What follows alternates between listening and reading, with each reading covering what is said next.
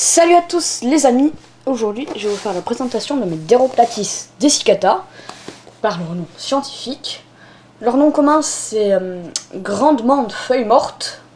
Leur classification c'est ordre dans l'ordre. Alors leur ordre c'est les Mantodae ou Dea, je sais pas. Bon, pas grave, c'est Dae ou Dea. Leur famille c'est Mantidae. Leur sous-famille c'est Deroplatinae. Leur genre c'est Deroplatis. L'espèce c'est la dessicata. Donc moi je vais leur appeler par leur nom de genre, c'est-à-dire Deroplatis. Donc les Deroplatis vivent en Malaisie, à Sumatra, à Java et à Bornéo. Leurs couleurs peuvent varier d'un blanc voire brun très clair comme celle-ci. Voilà. À un noir quasiment. Moi j'ai un brun très foncé pour le mâle, que je vous montrerai juste après. Alors là c'est la femelle bien évidemment, je viens de vous parler du mâle. Elle a mué il n'y a pas très longtemps, j'ai hésité à faire la vidéo un petit moment. Je vous montrerai les postures de défense de chacun après, parce que ça réserve leur petite surprise. Donc si je peux parler des tailles, le mâle fait 7 à 9 cm. Le mâle fait de 7 à 9 cm. La femelle fait de 8 à 9 cm, donc 1 cm plus grand que le mâle. Sauf que j'ai l'impression que ma femelle est plus petite que le mâle. Mais bon, il faudrait que je vérifie la taille. La croissance des Deroplatis dessicata s'accentue se fait entre 5 et 6 mois. En 5 et 7 mois, pardon. Il faut des bonnes conditions de vie, enfin avec un bon taux d'humidité, et il peut y avoir quelques mois, voire quelques semaines d'écart entre les deux mues de chaque individu quand vous les obtenez par couple. Leur durée de vie, ça peut dépendre entre 16 et 30 mois, donc vous pouvez les garder environ plus d'un an. Avec bien évidemment le stade bébé, quoi. C'est pas le stade imago, le stade adulte. Donc le mâle fait d'environ 7 mues avant d'atteindre l'âge adulte et vit entre 8 et 14 mois, donc un peu plus d'un an. Donc entre moins d'un an et un peu plus d'un an. La femelle, elle, fait 8 mues, donc une mue de plus que le mâle pour devenir adulte, et vit entre 10 et 18 mois, donc la femelle va vivre plus longtemps que le mâle. Alors, pour l'élevage de cette espèce, la journée, il vous faut tenir une température entre 25 et 32 degrés, la nuit entre 18 et 25 degrés. Voilà. Pour l'hygrométrie, c'est-à-dire le taux d'humidité, le jour, il faut entre 50 et 60%, et la nuit entre 70 et 100%. Il faut vaporiser entre 4 et 7 fois par semaine, en moyenne. Bon, moi, 2 soirs de préférence, moi je ne fais pas comme ça. Elles vivent très bien, mais je sais que c'est très mal ce que je fais parce qu'il faut que je fasse ça. Alors, vous pouvez élever cette espèce dans des terrariums ou dans des boîtes comme ça. Le mieux, c'est de trouver du 20 par 20 par 20. C'est le mieux. Donc cette boîte convient très bien à cette menthe parce que... Cette boîte convient très bien à cette menthe parce que cette boîte est assez petite et que la menthe peut s'y balader quand même. Donc... Hop. Donc la femelle n'est pas farouche du tout comparée au mâle, je vais vous montrer. Je vous fais des petits plans.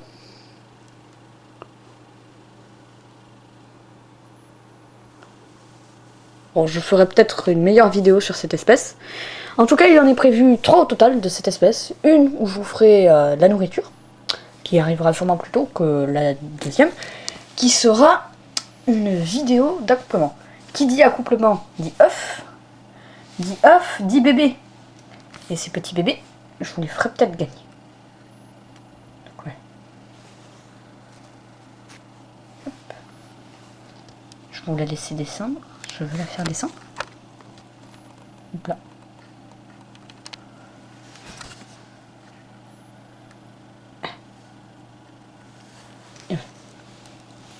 Donc voilà, donc moi je l'ai acheté, j'ai acheté le couple de reptiles à une bourse aux reptiles chez les gens de Mantis Spatiaux.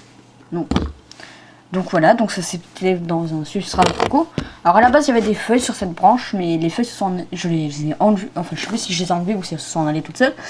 Parce que le problème c'est que les blattes, voilà, les blattes elles se cachaient dedans, donc les menthes ne pouvaient pas manger. Et donc il y a une feuille, c'est des vraies plantes par contre, ça, une vraie plante. Ce que je vais vous dire c'est qu'il faut absolument donner des blattes. Vous ne donnez pas de grillons. Les grillons peuvent transmettre une maladie à la menthe qui est très mortelle. Donc, ne le faites pas.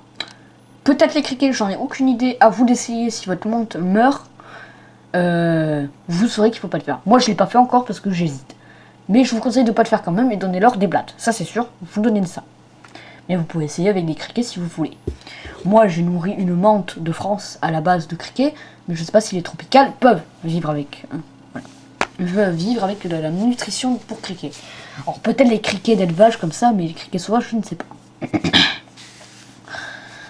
Donc, pardon. Donc, je les ai achetés L4, L5, il me semble. Oui, le mâle avait un stade de plus que la femelle. Donc voilà. Elle va faire un...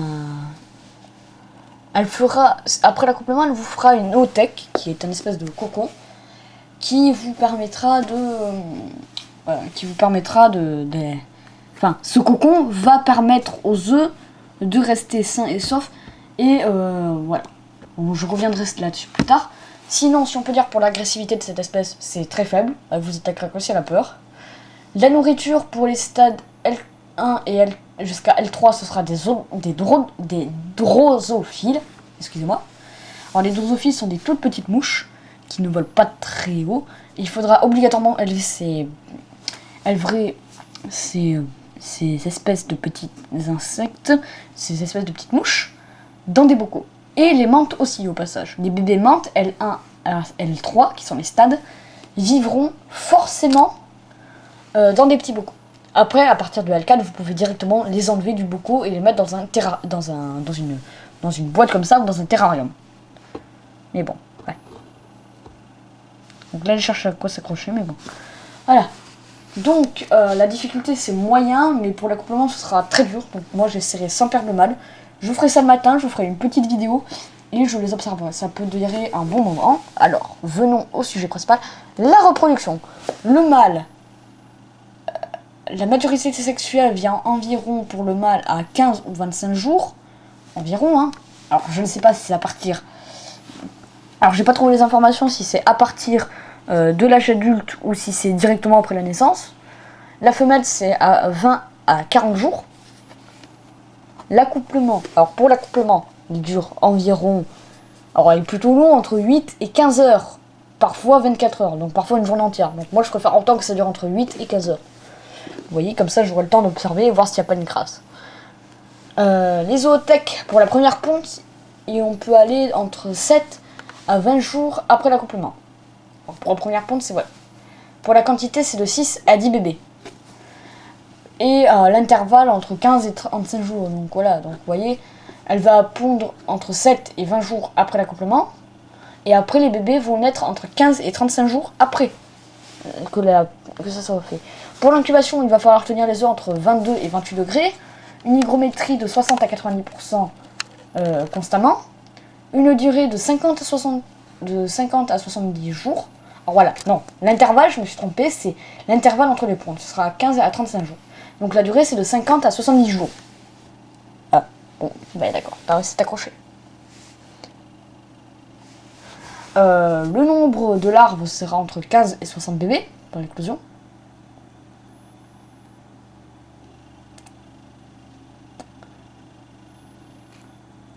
Je réfléchis parce que je crois que je viens de dire une connerie. Non, je me suis juste trompée, pardon. Pour la quantité, ce sera entre 6 et 10 zoothèques. Pas bébé. Donc ce sera entre 15 et 60 bébés. Voilà. Donc je vous enlève de là. Hein.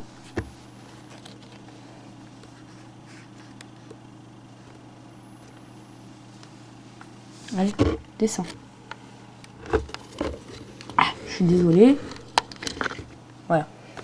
Je vous montrerai après leur posture de défense. Et voilà. Je vais vous montrer leur posture de défense. Et après, on s'arrêtera là. Alors, on va juste un peu les embêter. Voilà. La posture de défense de la Devoplatis dessicata. Alors ça, c'est pour la femelle. Le mâle, c'est beaucoup plus flagrant. Voilà, pour la femelle. C'est très joli. Et le plus joli que je vous dire, c'est quand elle montre vraiment c'est pattes en l'air.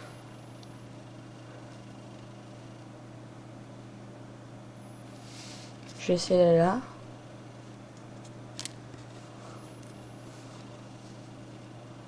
Donc attendez,